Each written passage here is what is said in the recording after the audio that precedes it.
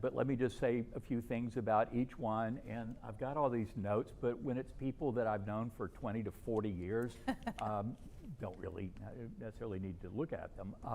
But first, Jonathan Martin. I got to know Jonathan when he was a young reporter at Politico. Hotline.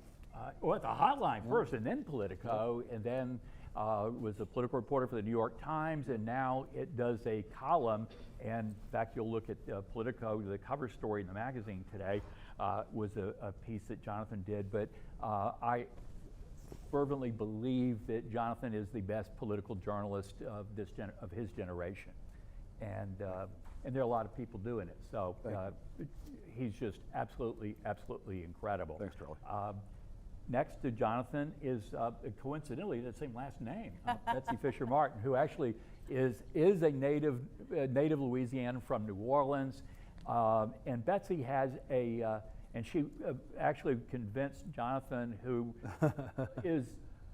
was deprived by having been born and raised in Virginia, but he saw the light, and they now live in New Orleans. But Betsy is a career that all of you who are communication students should really take note. She was going to American University, started interning at NBC News at their bureau, which was really close to the AU campus, and worked her way up and through what, 17 years, right?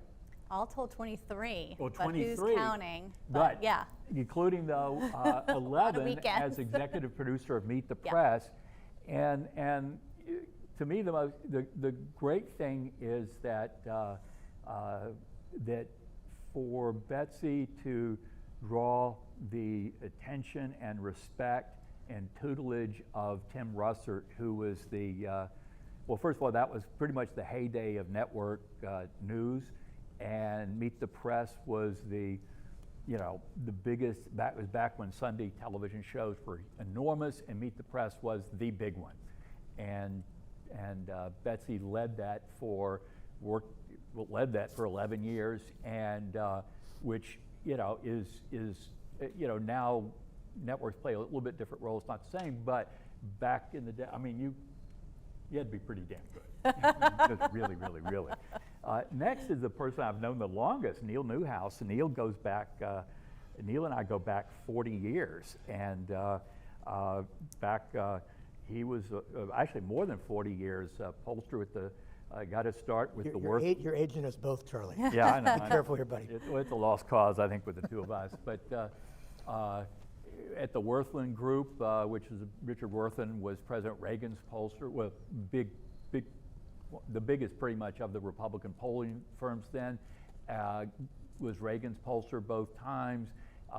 Then Neil went to the U.S. Chamber of Commerce, where he was the political director. Was that the title? No, it was Director of Political Affairs. Director of Political Affairs.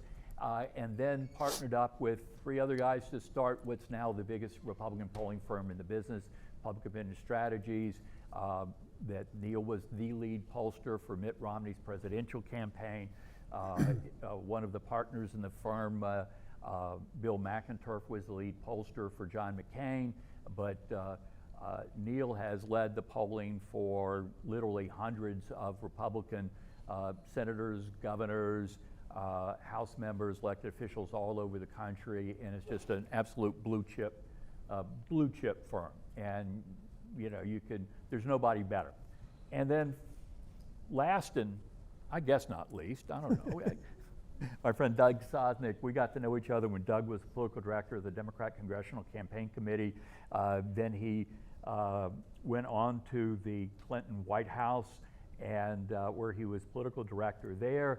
And but Doug got a start as a driver for Chris Dodd, who was, it was when he was in the House, right? Yeah, who was a congressman, later senator. And I sat on a shuttle bus with Senator Dodd fairly recently, and he was reminiscing about how Doug was his driver, and Doug was so busy listening to whatever Dodd was saying that he got lost more than a few times, and which I think is having been a driver for a Senate candidate, I understand how that happened. But Doug's other claim to fame, or second, one point after this was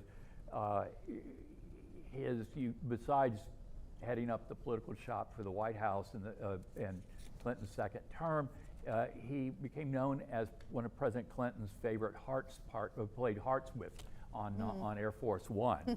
And I read somewhere an interesting anecdote that there was some Middle East thing, something going on in foreign policy realm, and Clinton turns to Doug and says, "What do you think I ought to do?"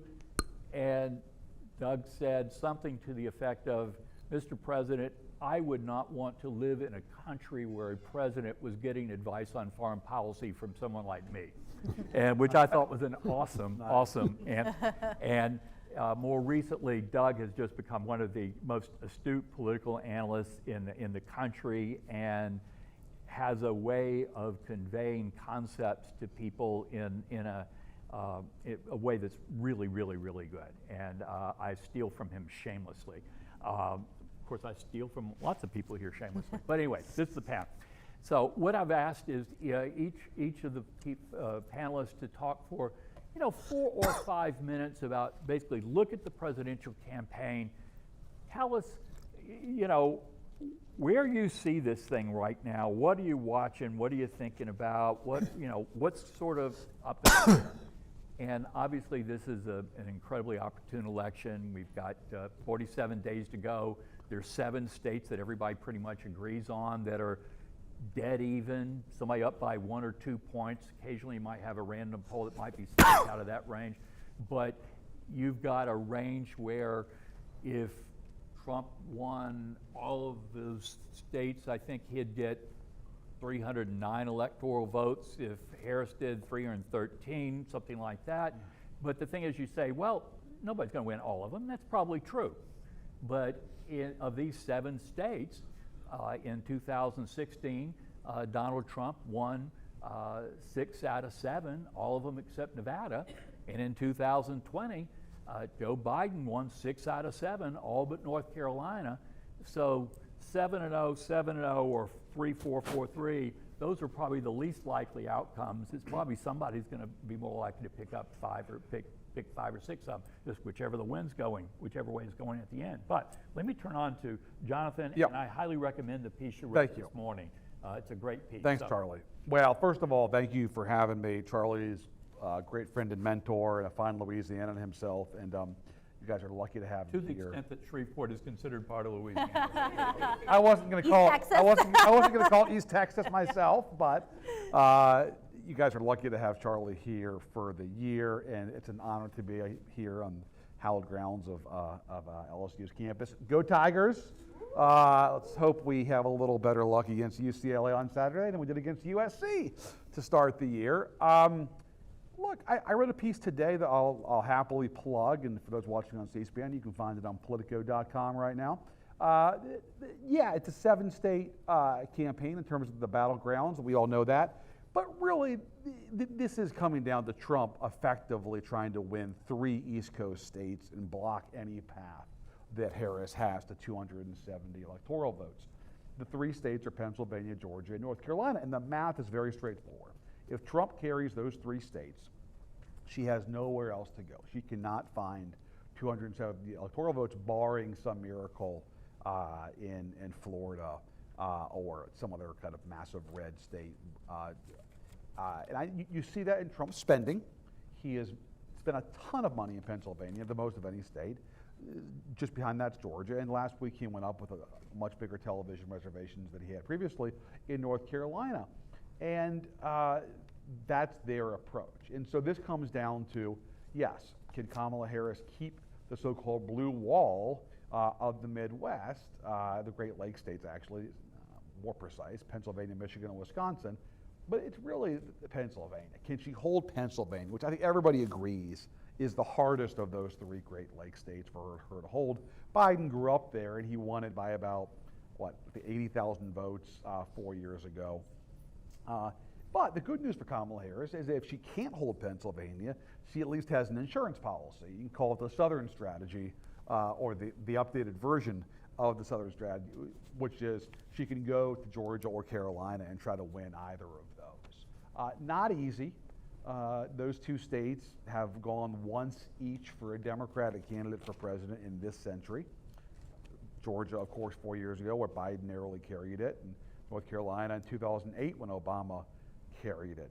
So it's not easy, but it's a hell of a lot easier for her than it was going to be for Biden, who was confined entirely to those three Great Lakes states. Biden was not going to be competitive in the South, nor I don't think in the West, Nevada and Arizona, two states that we can come back to. So to me, that's the map. I think if you look a little closer at demography, there's two groups where Harris needs to make improvements, and she still has work to do. One is with black men. Part of the reason why Trump is still pulling in the teens overall with black voters is because he's winning support from black men. Can Kamala Harris peel some of those folks back? She's going to have to get Trump closer to single digits with black men than where he is right now. And the other group are what you could call soft Republicans, kind of folks that voted for George W. Bush. They're more moderate. They don't like Trump's conduct. They don't like his behavior. They don't want to vote for Trump. Well, they're not quite sold on Kamala Harris. Can she get those folks over to her? Maybe they don't vote for the top of the ticket. Maybe they write somebody in. Can she get them to vote for her? That's the key question. I'll just end with this, Charlie. I think the reason why Kamala Harris's campaign wants a second debate, which is really a reversal of the traditional role where the candidate that loses the debate typically wants to do it over again, right? We'll do 2 or 3, and the candidate that wins the debate typically says, no, we're good, we'll let the voters decide now. I think the reason why that's reversed and why Harris so badly wants a second debate is that her folks know that she's still got to do more, that she still has to tell her story, and more importantly, communicate with the country and a lot of these voters who just don't know much about her, what her vision is and what policies she would enact. And I think they want that 70 to 80 million voter audience that they're going to get with a second debate. And I think that's why they're so intent on doing it. And I think they're right. I think she still has work to do yet to introduce herself and frankly to reassure American voters that she's not some kind of a radical liberal. She's got to do what Doug Sosnick knows from the Clinton days is we can call it the politics of reassurance. Politics of reassurance. I'm not a crazy California radical. I'm in the mainstream of American political thought, and you're not taking a big risk if you vote for me. It's what Bill Clinton did in 1992. It's what Barack Obama did in 2008. It's frankly what Tony Blair did in the UK and what Keir Starmer did this year in the UK. Appealing to voters in the political center by reassuring them that you are somebody that is not going to go off the far left. And I think she still has work to do on that. That's Great. So delighted to be here back at LSU. I think I stood right there and did a lecture maybe 15 years ago when I was at Meet the Press.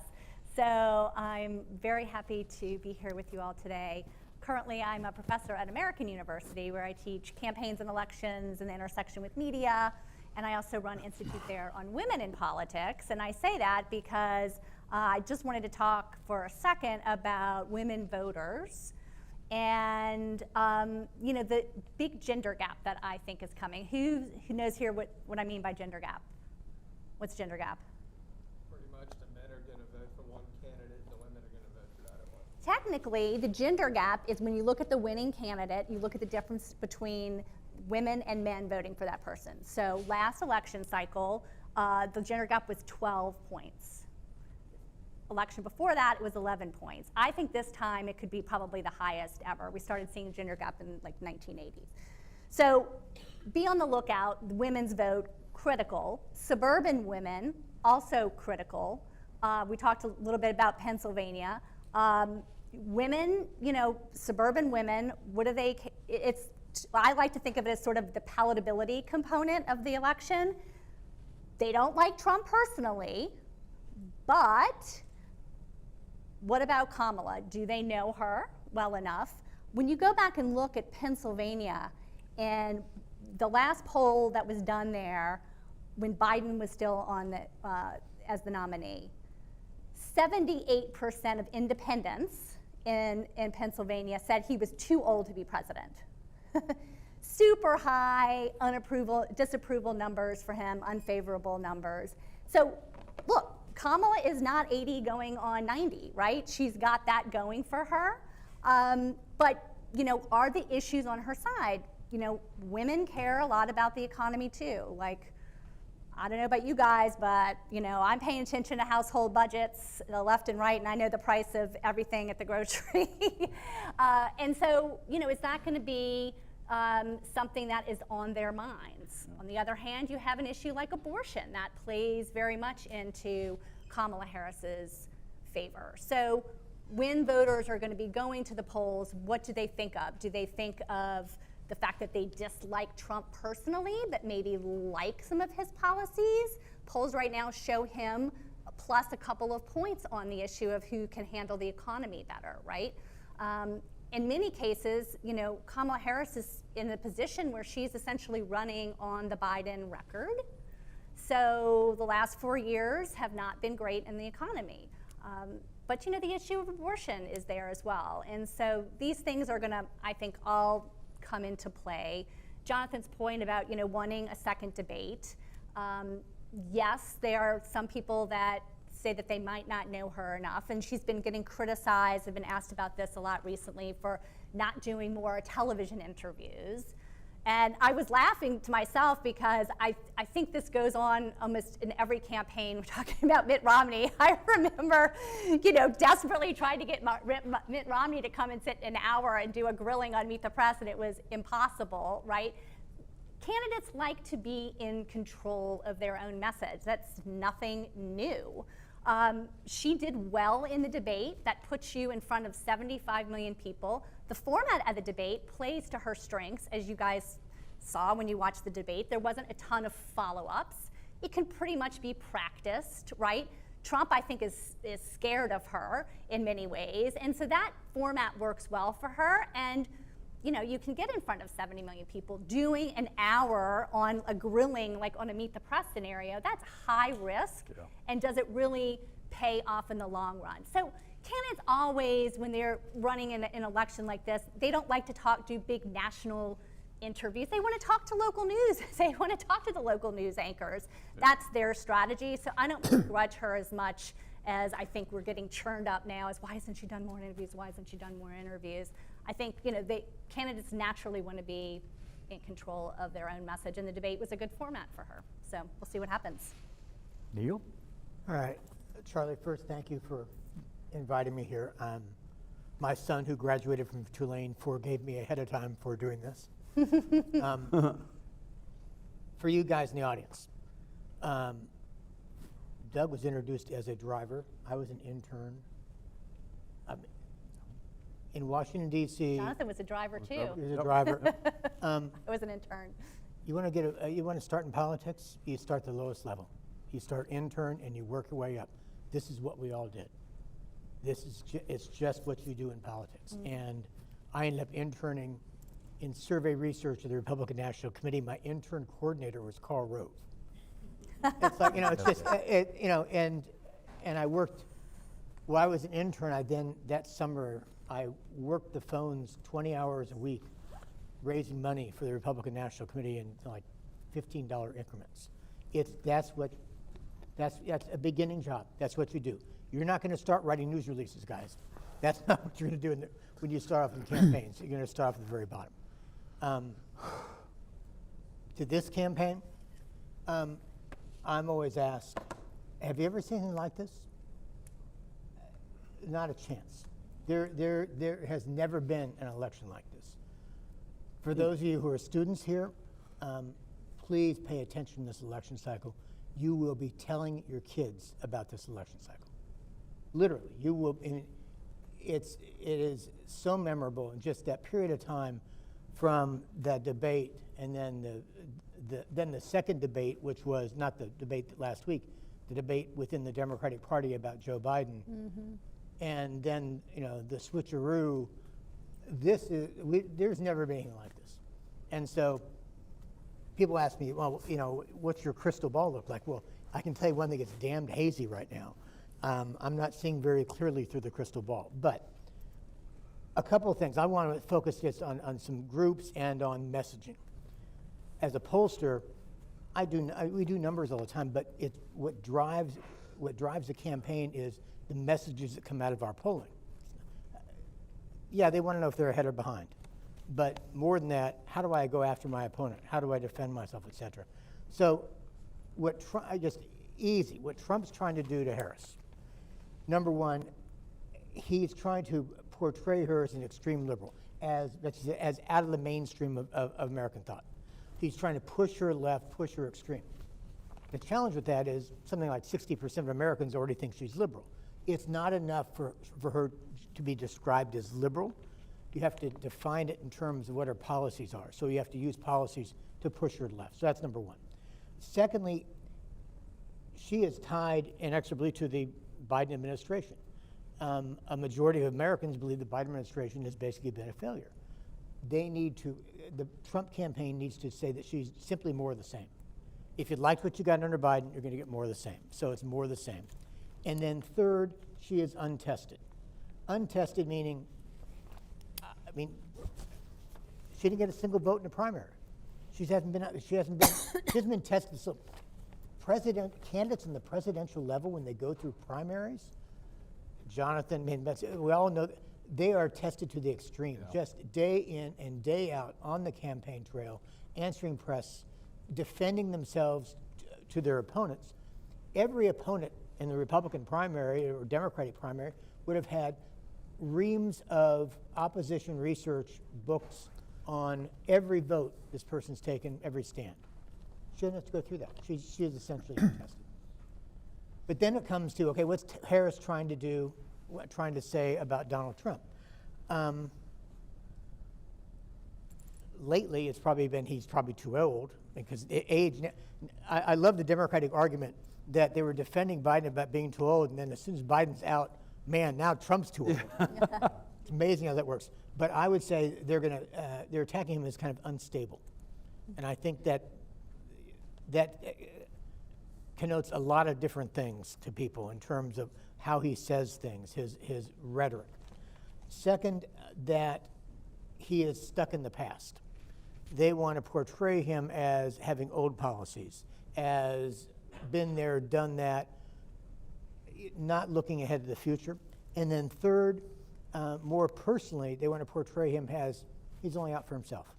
That's all he cares about. He doesn't care about people, doesn't care about middle class, et cetera. He's out for himself, out for his grandiosity, to build his name and his image. So I think those are the kinds of, at least in a nutshell, what the two campaigns are trying to do to each other. The voters I'm looking at, the voters I think are at stake. I agree with black men, absolutely. I think Hispanics are key, senior citizens. We saw Biden actually do pretty well among senior citizens earlier this year. I'm focused on watching those voters. And one of the groups that Doug, I'm sure, will probably highlight is non-college white men. To some extent, Betsy, I think in our party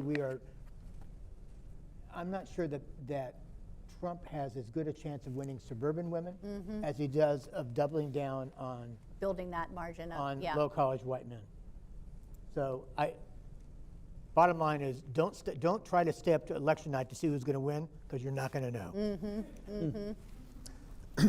Well, first of all, it's great to be here. I was here 12 years ago. I was invited to speak anytime in the fall semester during the 2012 campaign, and I obviously quickly went to the football schedule and picked the Alabama and LSU football weekend, which happened to be the weekend before the 2012 election, not to break up bad memories. Anyway, so it's great to be back here. And obviously you have to be at least in this business for 35 years or more to be on the stage. And I agree with Neil that in all of our lives we've never seen an election like this. We started with the longest general election campaign in history, and now we're going to have the shortest general election campaign in history.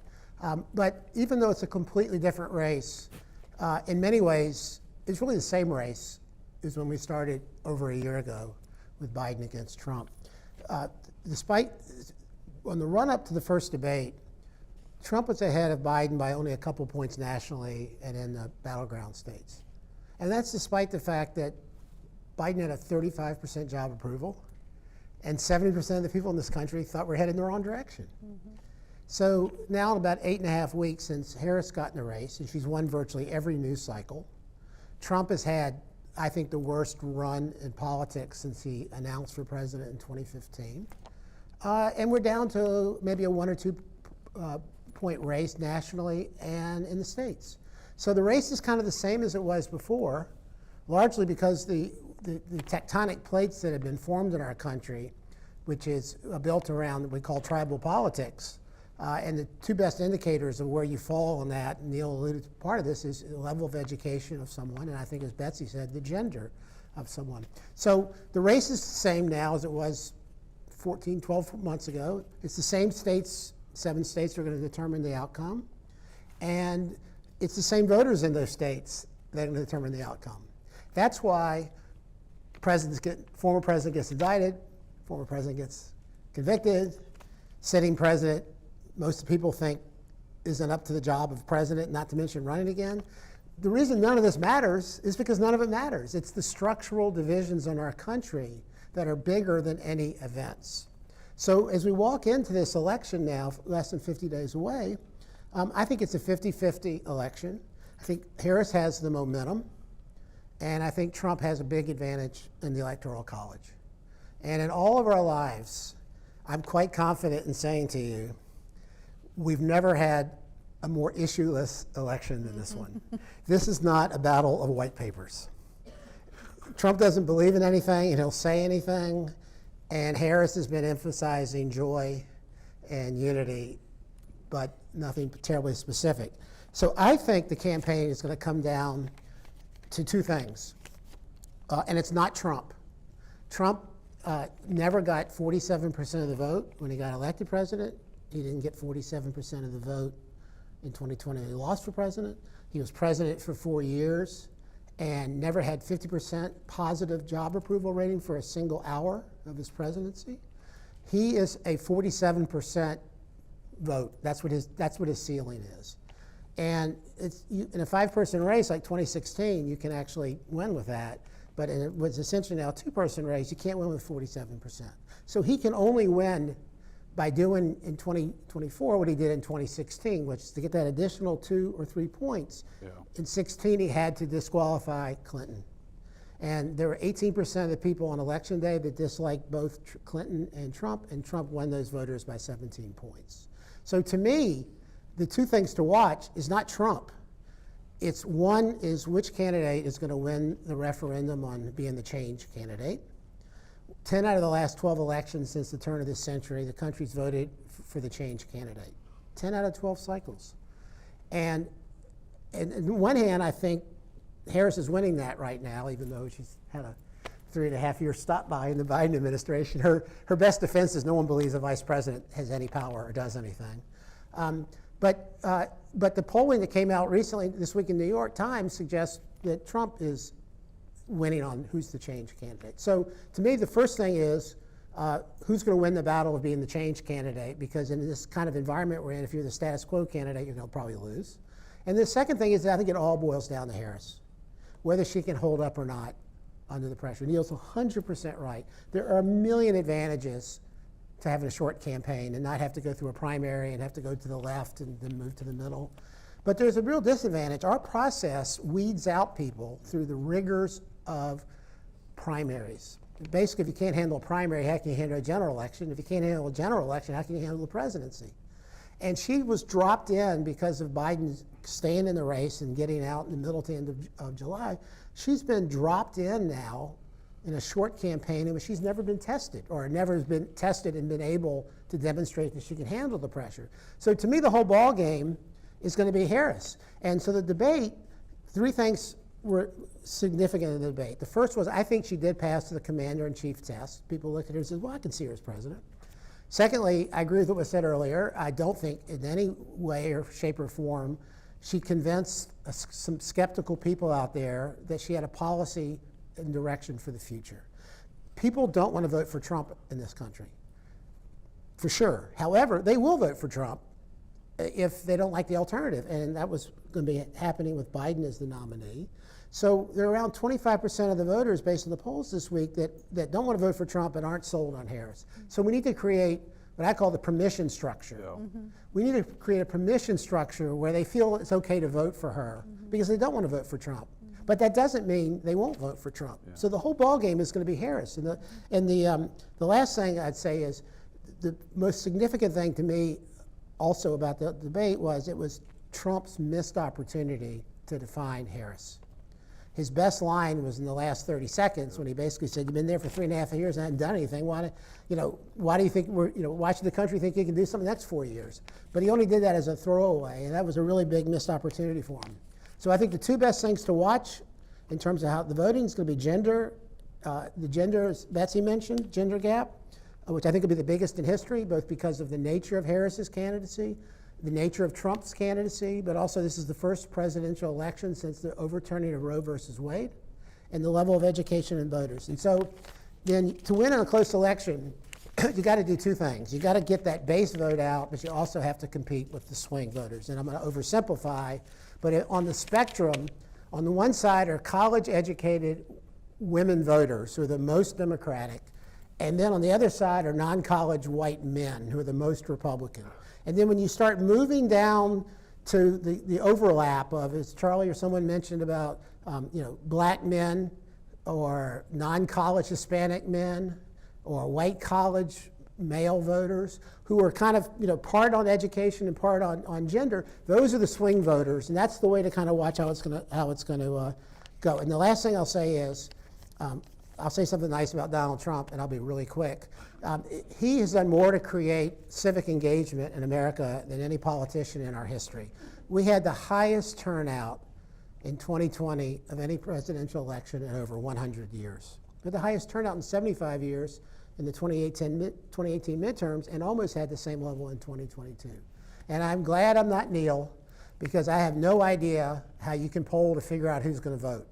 And I believe that that we could have a historic turnout of women voters, as I mentioned earlier, which not sure the polling captures.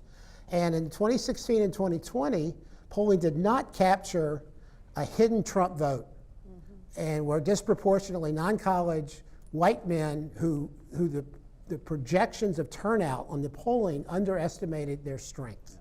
And I also think, which I think is a real danger for Harris, is that there is let's go back. So in the 2020 election, it was the first time in American history that less than 40% of the voters were non-college whites. First time in history. In 2024, in the 3 Midwestern states, Minnesota, Michigan, Pennsylvania, and Wisconsin, over 50% of the eligible voters are white non-college voters. Over 50% in those 3 states.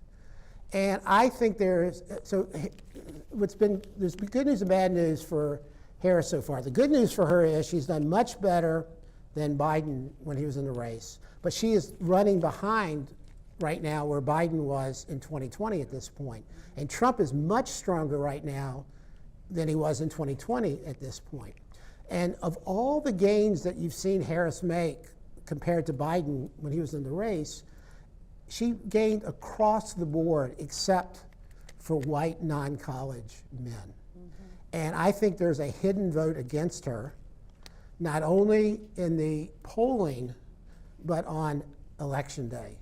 And so as a result of that, that's why I think it's going to be such a close election, because we are fundamentally such a profoundly, deeply, and evenly divided country. And there's only a handful of states, but by the way, the reason they're battleground states, those are the only states that don't have a bias towards disproportionately college voters or non-college. They're in the middle, which is why they're the only battlegrounds left. But because we're so evenly and narrowly divided, and we have such a wild card in the race to do the nature of the candidates, that I think it's, for me, impossible to predict the outcome. Well, now you can see why we asked these 4 to come. I mean, just to throw a couple of my 2 cents in. To me, when you look at this electorate, you'll see 44, 45, 46, they're going to vote Republican no matter what. And if they don't like their candidate, maybe a few of them may skip that vote or not show up, but if they vote, they're going Republican. 44, 45, 46 on the other way for Democrats. So that leaves 8 to 12% that are independent, and they catch pure independents. But the thing is, the pure independents don't vote in big numbers. And so we're probably really talking about 4 to 6% that are the people that really are in the middle and are really, really going to show up. Not that we know in advance which ones they are, but that's where it is. And to me, it's going to come down to this. On the one side, it is Ken Harris, and this echoes something that several people said, but particularly Doug said just a minute ago. Can Harris sell herself as change, or is she just basically a continuation of the last 4 years? And, you know, you can argue over who's right, who's wrong, but the polling data is pretty clear that you don't want to be tattooed with the last 4 years. That's not helpful. So can she be changed? Or I heard on a podcast recently, Carville say, well, she can't be changed, but she can be something fresh, Yeah. as opposed to stale, which I thought, well, that's kind of interesting. Or young. Yeah, Young, yeah, fresh, younger, right, yeah, yeah. but you can't just be stay the course. You know, you don't want to be there. And on the other side, it's people looking at Trump and at former President Trump and saying, you know, we just had a guy that had gotten too old and didn't seem on top of the job. And Donald Trump has always been an unconventional person.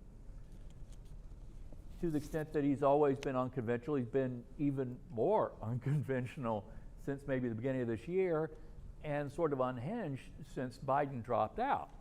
And, you know, to me, it's like, I think I won. I should have won. And my retribution is beating Joe Biden. And I've been robbed. Yeah. This is an injustice that I don't have the chance to beat Joe Biden and show that that was a mistake or it didn't really happen. The other part is I was going to win that one. Who the heck knows what's going to happen this time? But I had the matchup I needed and wanted, and it's been taken away from me. And so he's been acting, I mean, that's what I was watching the debate the other night was, has he settled down? Has he got his head in the game? Is he getting back to where his messages ought to be? Or is he just sort of going off scattershot and talking about Haitians and pets? And, I mean, you know, it's like this is not. If somebody wanted Donald Trump to win, you wouldn't want him to be talking about this stuff. You want him to talk about the border and the cost of living and all these sorts of things. But anyway, why don't we open it up for? Is there a roving mic or how are we doing this? Yeah, sure. We can open up for Q&A. So if y'all have questions, I'll go around and let you know. Hello. All right. Well, first off, I want to say thank you all for coming out here this afternoon to Louisiana State University. Go Tigers. My name is Tyrus. I'm a business analyst, a senior business analyst at LSU. And my question to you all tonight regarding to immigration in the key battle states, is it possible that, you know, regarding to the immigration flooding to the United States, that it could, these key battle states possibly turn blue for Kamala? I think that she has got to take a more forceful tack on immigration to reassure, to use a word I've already used today, moderate voters that she'll be hawkish on the border. I'd be curious for Doug's view on this too. Look, Hubert Humphrey famously broke with LBJ in 1968 on the Vietnam War a little too late in the campaign, and he closed the gap against Nixon, but it wasn't enough. And I think the border and the economy are two issues where she's got to show not just that she is a moderate, but she shows some distance from Biden. And I know there's Democrats who say that's just not plausible for her to do. I think there's a way. I think that it's not a white paper, it's not a 5-point plan. It's rhetorical, it's a symbolic sort of touch. It is, we're a nation of immigrants and I will not tolerate the demagoguing of immigrants, but we're also a nation of laws. And I have enforced those laws throughout my entire career, and we have a sacrosanct law that we have our own border, and if you transgress that border, you're going to be sent home. And we've got to get serious about enforcing our laws at the border. I was a border state prosecutor in California. I've lived this. I understand it. She's got to be able to make that case more aggressively, more coherently, and believably. And I'm a little bit surprised that she hasn't done it quite yet. Her line on immigration, you heard at the debate, is we had a great deal in Congress, and it was tough, and Trump came in and torpedoed it for his own political gain. And that's a fine line. It portrays Trump as being a cynical, it's a little inside baseball, it's a little Bob Dole, you know, we had a deal in Congress and Trump killed it. There's got to be a second touch beyond Trump killed our great bargain in Congress. There's got to be also, here's what I'll do on the board. But at the same point in time, then Trump's going to try to expose her as a hypocrite. I mean, again, why the hell didn't you do it while you're in there? I think that's a very tough pivot for her. I mean, it's needed, but it's going to be very difficult to do. And you know, on our side of the aisle, we're going to beat into the snot out of her for doing that. But you know, do not underestimate the impact that illegal immigration has on voters across the country and how concerned they are. I mean, it does. It's not quite a cut across, you know, all parties, but even Democrats are worried about it, and independents overwhelmingly. And even in a state like Pennsylvania, which is nowhere near a border state, it still ends up being probably the number 2 issue after inflation. If it's okay if I agree with Neil? So Don't let it happen again. No. Immigration is a major issue. There are now 50 states that are border states. You now have big dark blue states with Democratic governors and mayors who are concerned about this issue.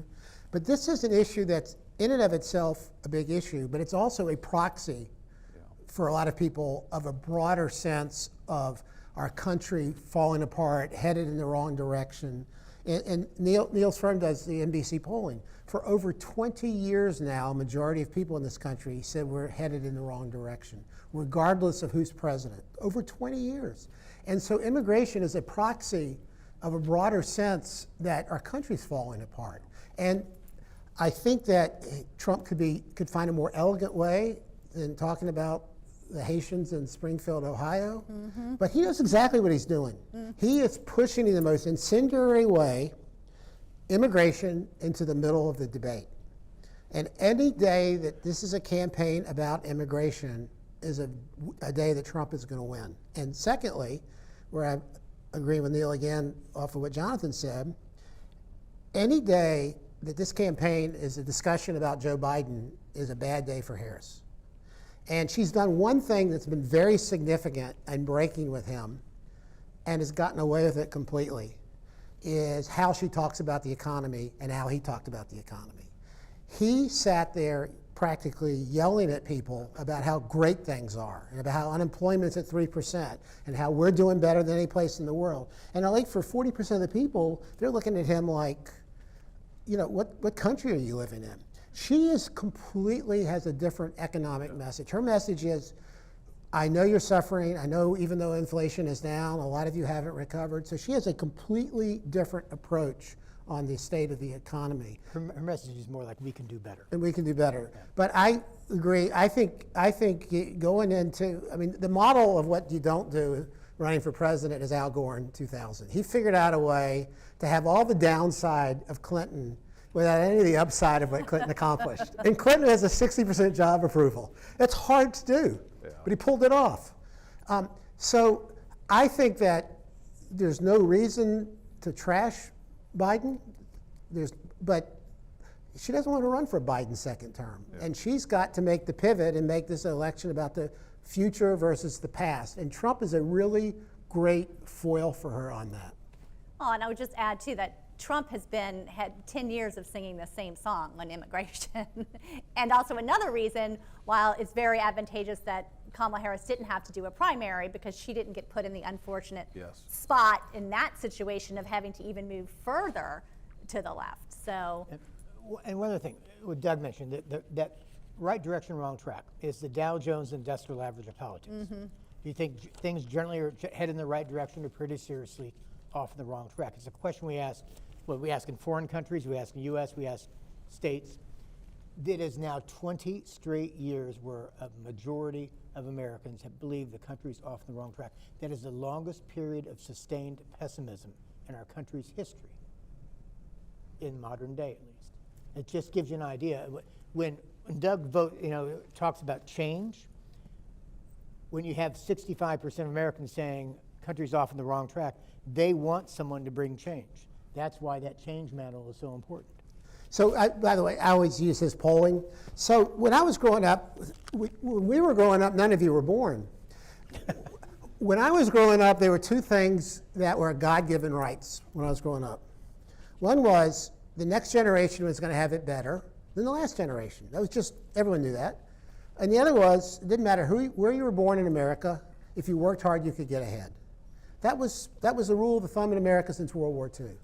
No one believes that anymore. In Neil's polling for NBC, 75% of the people in this country think that their kids' life is not going to be better than their own. So this is a pervasive sense of pessimism that pervades across our country, and it's fundamentally belief that institutions in our country are either broken or they're corrupt. Corrupt in stacking the deck for people who have money and power. And that is what's fueled the populist movement in our country from the left and the right. And the dirty little secret about Donald Trump is, on a lot of issues, he was more right than his predecessors. And a lot of, obviously, quite a different presidency for Biden from Trump, and how Biden conducts foreign policy. But a lot of policies that Biden has pursued aren't that much different than Trump's, because that is where the energy intellectually in our country is, and I think it's only going to increase in the future because of the failure of our leaderships and institutions to lead our country. And one last thing, and then we'll go to another question, but on immigration, you've got a piece over here of people that we don't want anybody else coming in here. And that is what it is, and Democrats are not likely to do real well with these folks anyway.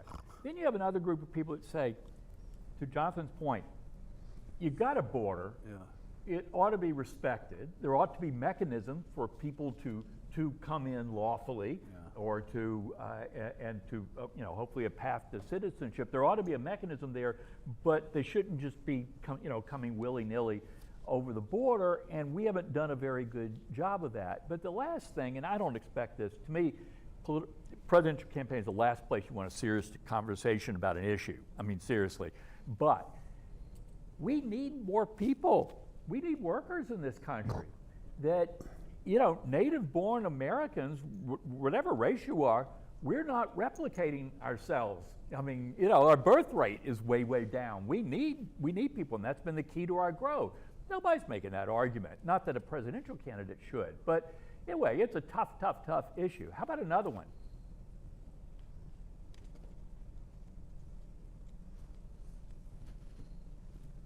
When you all poll and you ask, is the country going in the right direction or the wrong direction, do you do secondary questions under that say examples of what is it you're talking about? Mm-hmm. Because I find that to be an open-ended, almost, and worthless question.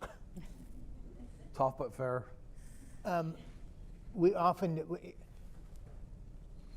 We don't find, well, I can understand why you might feel that way. It has proved very useful for us. In focus groups and occasionally on surveys, we will then ask, okay, so what do you mean by right direction or wrong track? To get underneath it. And that actually helps a lot of our candidates and elected officials understand what's motivating voters. So yes, we do. A lot of it has to do with governance of the country, with the economy. In fact, most of it would, and then or crime, violence, other issues. But it doesn't quite replicate our data when we ask what's the most important problem facing the country. But when we ask why do you think the country's off on the wrong track, they will go back to governance. They'll go back to the economy, immigration, some of the other issues. We do ask that to try to enlighten what they mean by that. But it's been a very reliable measure over. We've used it since really 1976 or so.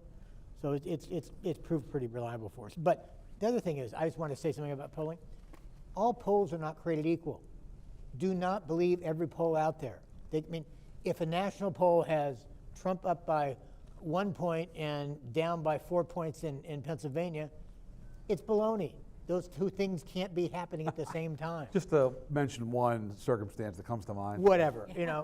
No, they're, you know, they're not all created equal. And to tell you now, you know, how to analyze it, I mean, it's probably a bridge too far because you know, every poll is different.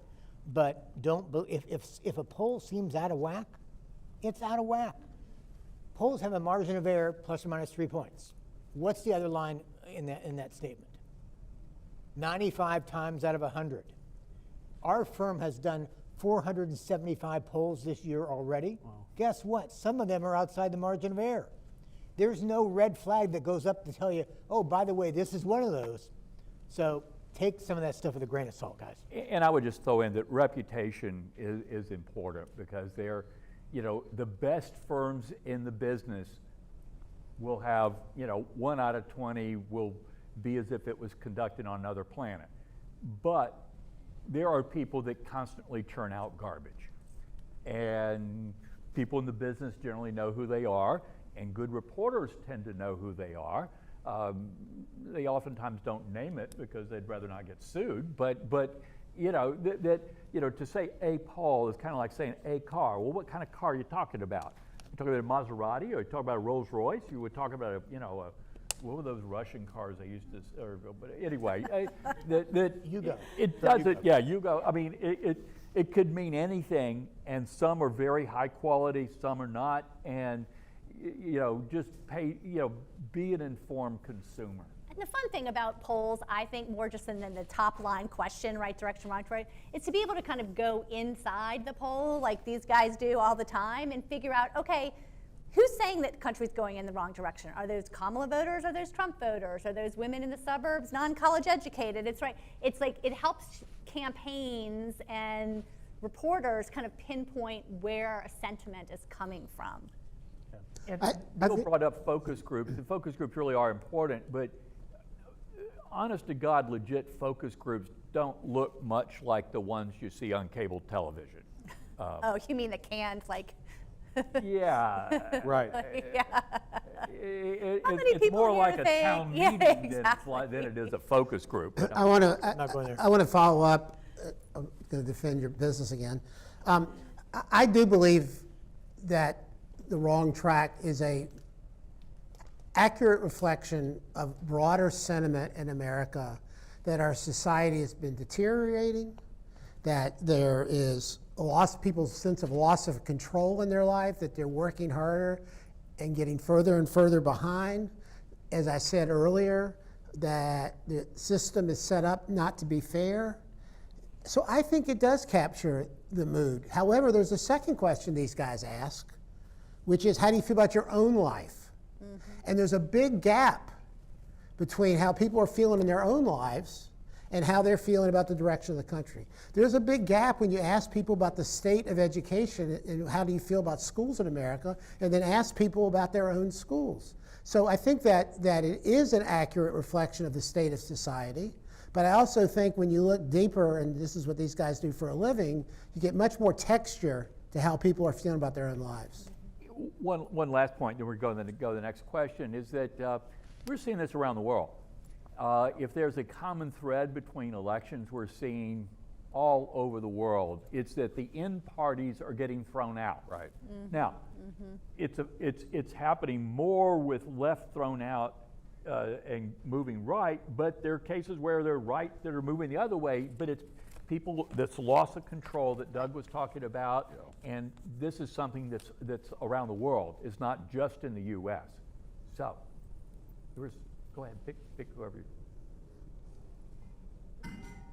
Hi, how are you guys doing? My name is Ben Hagan. I'm a junior at LSU, and I study political communications. I wanted to ask you five, because you have professional experience in this politics and policymaking process. For those swing voters or maybe first-time voters, bouncing off of that question, what questions should they ask or look for in a candidate, maybe to guide us on a path that's more controlled, or since you mentioned that we had a lack of it. Charlie, that's your question. Boy, you stumped me here. You know, the thing about it is, so many elected officials now, and I'm thinking more Congress, okay, right now, is they are representing states and districts that they don't have to talk to swing voters. They're in a state or a district that is overwhelmingly on one side or the other, and they may be talking to the center of their state or their district, which could be way away from what is the swing, you know, the natural nationwide. And it's a source of enormous frustration for me, because you say there are a lot of Americans that are in the middle, but they're so split out and splintered that there aren't many states and districts, particularly districts, that someone appealing to sort of between the 45-yard lines or 40-yard lines can win.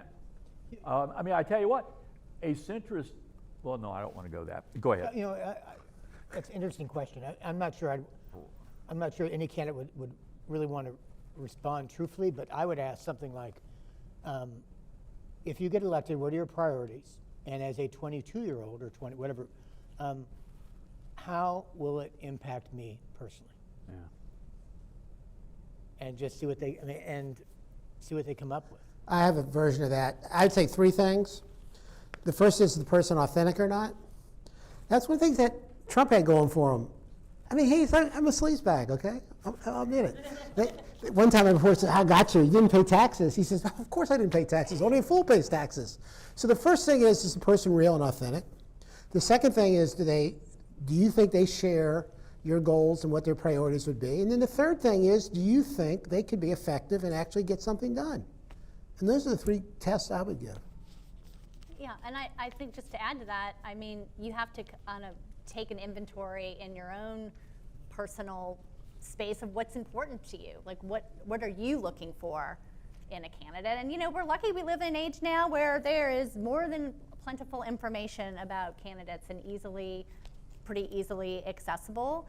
And, you know, I would just advise you to, like, get out of bubbles. You know, get out of media bubbles, like take an inventory of discussions that are happening across various different platforms. Maybe put away TikTok for a little while. I'm saying that as the mother of a 23-year-old. And, you know, just do your homework in a lot of ways. But then, you know, just doing that inventory of like, what's important to you as a voter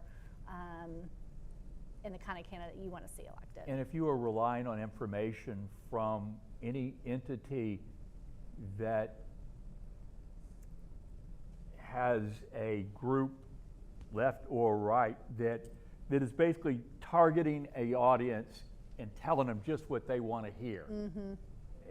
That's probably not the best source of information. And Lynn Apgar's an expert at, where'd he go? Oh, there you are, there you are. And whether it may not be false news, but it's incomplete news.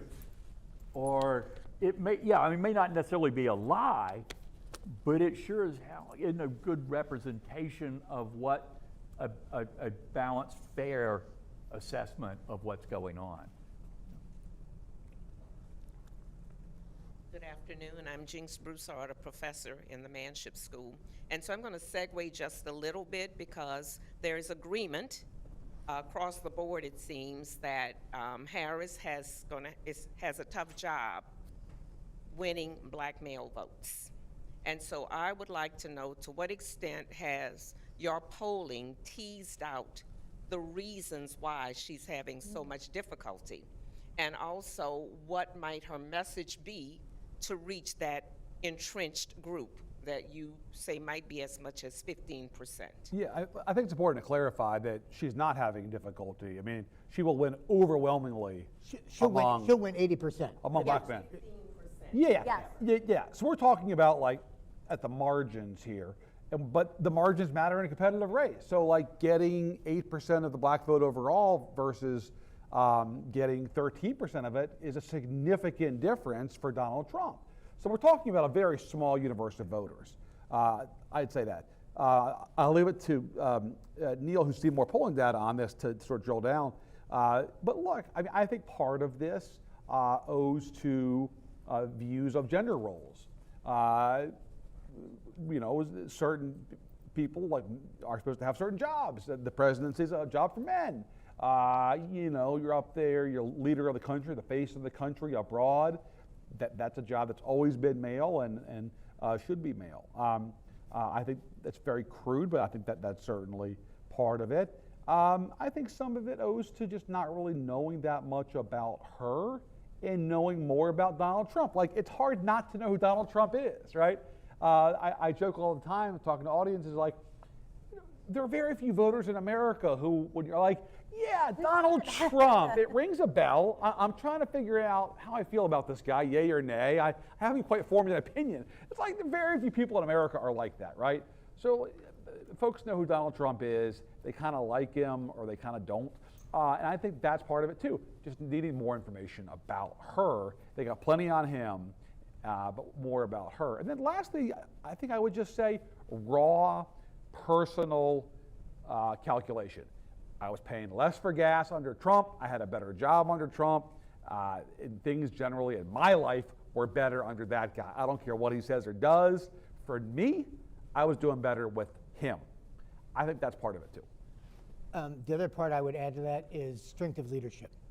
And we see this among Hispanic men as well as African American men, that they respect the strength he shows as president and leadership. And they believe that the years under Trump's presidency, they benefited more personally than they have during Biden's. Yeah, that's right. So it's just those two things that are really, I think, drivers of that. One other element is that it started becoming clear decades ago that Democrats were having problems with white working class, Men especially, and particularly men, Yeah. and non-college white men. And then before Harris, we started seeing more recently, wait a minute, Democrats are bleeding a little bit on non-college black men, non-college Latino men. Yeah. And at some point, these people may be becoming more of their economic class than their skin tone. Yeah. And there's also, I can't recall the author of the book, but there's a theory that with younger people they weren't alive during the civil rights struggle. They weren't alive anywhere near it. And so they don't have necessarily the attachments to the Democratic Party that their parents and grandparents and so had. But that at some point, I think we're seeing people that are they're breaking loose from certain aspects of their demographics, and they're going to other things are driving them other than that. Yeah. But whatever it is, it's not happening with African American women, that's for sure. Yeah. And if you were a Democrat, I would just say something, because we've been kind of depressing to it, is that African American women vote a heck of a lot higher levels than African American men do. And you can do a PhD on why, but that's true. So if I were going to have a problem with if I were a Democrat, I'd sure as heck rather have a problem with African American men than with African American women, even though you don't want to blow anybody off, that's for sure. Mm-hmm. Hi, I'm Morgan Badarack. I'm a Manship doctoral student. And my graduate assistant. Yes. And he walks on water as far as I'm concerned. Well, thank you. I was curious, we talked about gender and education and race a lot, but I was curious on your opinions about age. And we had an election with Trump and Biden where young people seemed very disinterested. Oh. Yeah. And all of a sudden there's this surge, especially on social media, of interest for young people and first-time college voters. And Why is that, do you think? well, I'm a little older than them. No, but you're But I'm ballpark. curious, more so my question is not why there's interest. My question is if you think that this is more so just we're posting on social media, we're excited, or if you think that it would actually it's going to show out in the polls? Like if people are actually going to turn out to vote and this demographic will make an impact on the election? Oh, yes. I mean, Yeah. we are, everybody up here on the stage is for everybody voting. I mean, the higher the turnout, I don't care whether you're voting Republican or Democrat, the fact that you participate is unbelievably good. It is good for the system. I don't agree with that. I will say, Well, Neil has a conflict of interest. If everybody voted, polling would be a lot easier. And so he's got an axe to No, grind here. I'm trying to encourage them votes. No, it is, there's no question the Harris candidacy has just unbelievably energized the Democrats. And you know what? We're seeing in our polling, not just when we ask the questions, but in who answers the phone. Democrats weren't as likely to answer the phone during the like the run-up to Biden, because they were pretty depressed about it. Response bias, it's called, yeah. And now it's like, we can't get Democrats off the phone. and the key is, I mean, I think in every interview Kamala Harris does, in every rally they do, all her message people, they keep saying the same thing: we're the underdog. We're the underdog, because they want to keep that enthusiasm up. They don't want to have the complacency that maybe we saw in 2016, where we all woke up on election morning and said, what just happened, right? And so they are just beating that drum now consistently of like, we're behind here, we're behind, because they don't want people to think, oh, she's got it, she's going to win, I shouldn't get out there. You know, and one more thing is that I think a lot of Democrats, and I'm absolutely not pointing to Doug, a lot of Democrats were in somewhat denial about how difficult it was going to be for President Biden to get reelected. I mean, they really were in a state of denial. And before that debate, Then they were in a state of panic. Well, but yeah, for some, and some weren't quite, had not met reality yet. But after debate, reality was there for, almost everyone. And Democrats, it was like you're out in the ocean and you're drowning. And you get to the point, and actually twice with riptides, I thought I was not coming back. And you think, gosh, this is really how it's going to end. And then suddenly somebody throws you a life ring. And the feeling of exhilaration, and I mean, they're just euphoric. I may not live to 120, but I'm getting past today, I mean, they were absolutely euphoric. And then she did a really a transition, kind of like an organ transplant, where it sort of took, the first few days, sometimes doctors know whether it's going to take it. Well, this one started taking. And I know I need to come up with a different metaphor, vivid, but like the transition was like the first date. Yeah. Or a blind date. And this Harris person who they knew nothing about, and it's like, she seemed kind of interesting. Then the convention. That came over. I mean, in Chicago, Democrat conventions don't always go well. So it's like, wow, that was like a pretty good second date. You might need to go back to the organ transplant here, Charlie. I mean, yeah, that's probably. But then the debate. And it's like, hey, that was a really good. Now, after 3 really great debates, that doesn't mean that many people are going to start walking down the aisle with them, but their comfort level has come up. Mm-hmm. And I think that's where we are. And it's not where it needs to be yet, but when you consider where things were not long ago, they're in a better shape than they ever deserved to 3 or 4 months ago. I think we have time for one more. Let's do 2. We've got 2 existing hands, and I don't want to alienate either. Looking at the candidates for vice president, do you think they help, hurt, or make no difference at all? Gosh, we were just talking about this upstairs. Yeah. I'm inclined to say they don't really make much difference. They generally don't make news. When they do make news, it's probably not a good thing. Mm-hmm. That might be reflective of what we've seen over the last week or 2. Gosh, he's more honest than I thought he'd be. It's their voters are not when push comes to shove, when they go in the polls, voting booths, they're voting for the president. And that's what makes a difference. I don't think the VPs make that much difference. I think a VP could bring a state But, and I argued that Harris should have picked Shapiro from Pennsylvania because Pennsylvania was such a key state. But, you know, and if she loses Pennsylvania and loses the election, you know, that'll be hindsight being 2020. I don't think it makes that much difference. I'd rather them be seen and not heard to some extent, and kind of move on from there. Well, and that's the herd thing. I don't think the candidates themselves make a difference, but when they interject issues into the campaign and negative storylines like childless cat ladies or issues like Sarah Palin, like that's when they don't become helpful to the cause. They matter when they hurt, is generally the rule of thumb. So I used to say, if you can put Dan Quayle on the ticket and you win, it proves it doesn't matter who the vice president is. But I think, unfortunately, for the fourth time today, I agree with Neil. I would have picked Shapiro. Putting that aside, I think that Vance can potentially have the biggest impact in the outcome of this election, and I'll tell you why. Vice presidents don't matter, but anytime in politics that something comes up and it reinforces an existing negative, it has more power. So Trump called Hillary Clinton, sleazy and whatever the hell it was.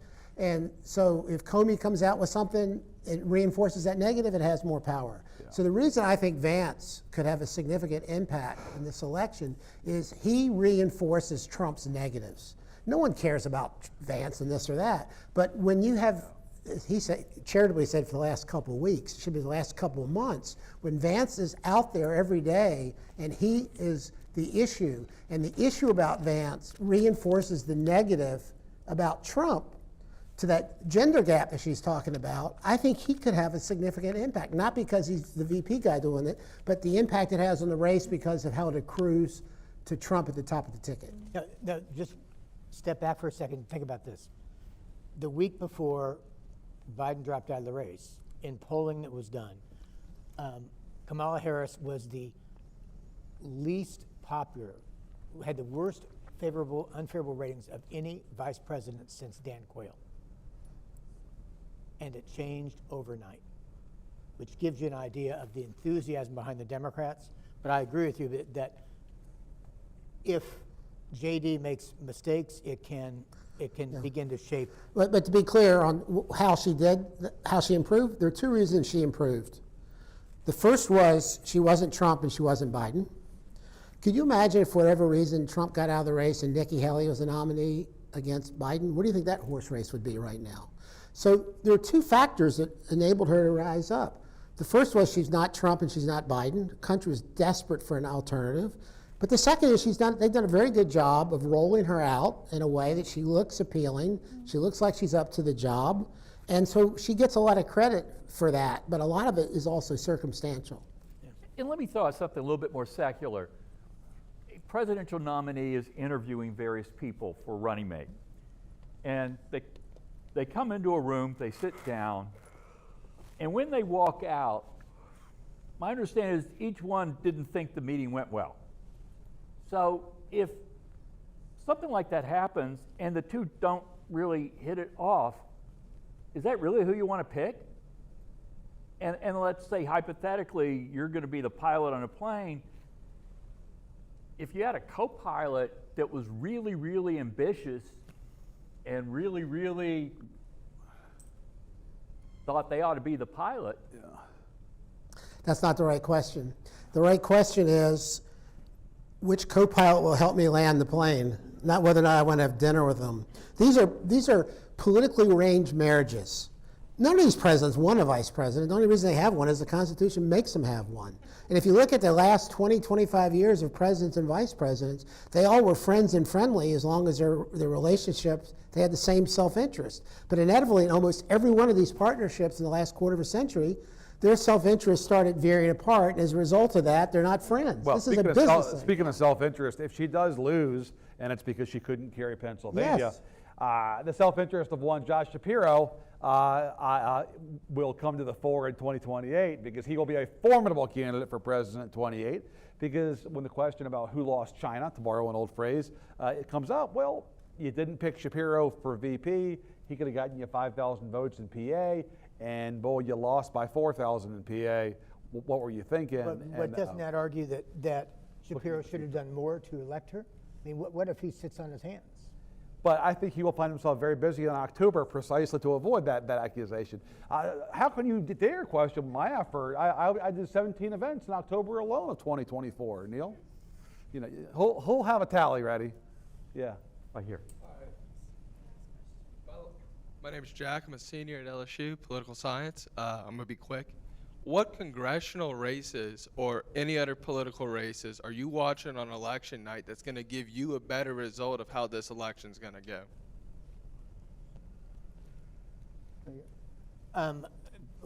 Number one, obviously Pennsylvania Senate. McCormick and Casey. McCormick is down by a couple of 8 or 9 points. anywhere from 2 to 6 points right now. Fight. If he wins, we're going to find out same time we find out the Trump Harris vote there. I think though, Republicans are going to take the Senate based on Montana, based on West Virginia. I mean, I think they're in a strong position, but the U.S. House is absolutely up for grabs. But I'm not sure I'm looking at any Senate race as a clue for what's going to happen in the presidential. Trump's going to run ahead of most of the Senate candidates. It's hard to extrapolate one state or one district and say, okay, this is where everything's going. And that's why the networks have the models that are looking at a lot and who's underperforming, overperforming in various places. And unfortunately, the first 2 states that come in, Indiana and Kentucky, you know, okay, that didn't tell us a lot. So you go by poll closing times and where are there the closest races, closest House, and look at, you know, the Cook Political Report or Inside Elections with Nathan Gonzalez or Larry Sabato's crystal ball. I mean, you could go through and look, what are the ones that are expected to be really close that are in the first couple of hours of poll closing? Yeah. And Betsy's the...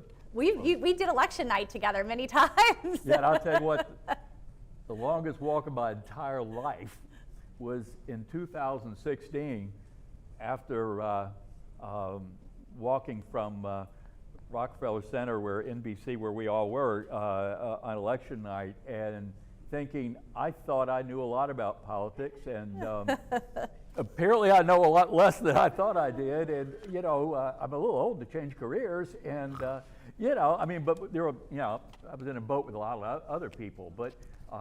I don't know how the hell I got on that. Oh, but the key race. You know, I just look toss-up races and look at the first couple of hours, and then and also you can, if you listen to the smarter anchors, not the opinion people, but the anchors, you can generally in language kind of pick up that you get some code words and code terms that come through that.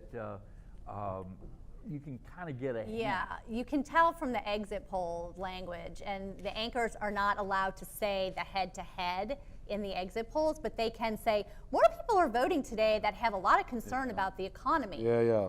Oh, okay. It's called characterizing. Yeah.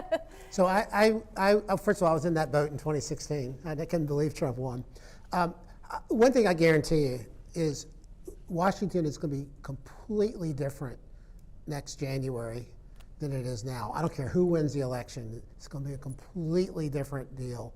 If you have a Trump 2, it's going to be completely different than Trump 1. He knows he didn't know what he was doing in Trump 1. He knows exactly what he's going to do in Trump 2.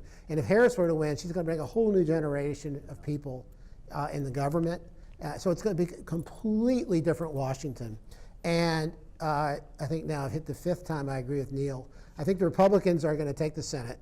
So the question is going to be, I believe, we're going to have either Washington's controlled by Republicans or we're going to have divided government. Yep. And my answer to your question is, I think the House will probably go like the presidency, but maybe not. And where I would watch for the control of the House is there are 9 Republican incumbents in New York and California, 2 very blue states. There are 9 Republican incumbents that they have to defend in those states. So if you tell me the results of the House races in New York and California, and by the way, in California it takes them about a month before they finish counting.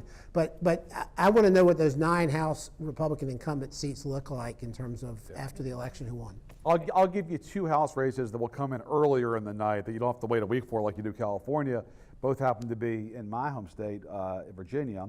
For the nerds out there, Virginia 7 and Virginia 10, they're both open House seats that are currently controlled by Democratic incumbents who are not running for re-election.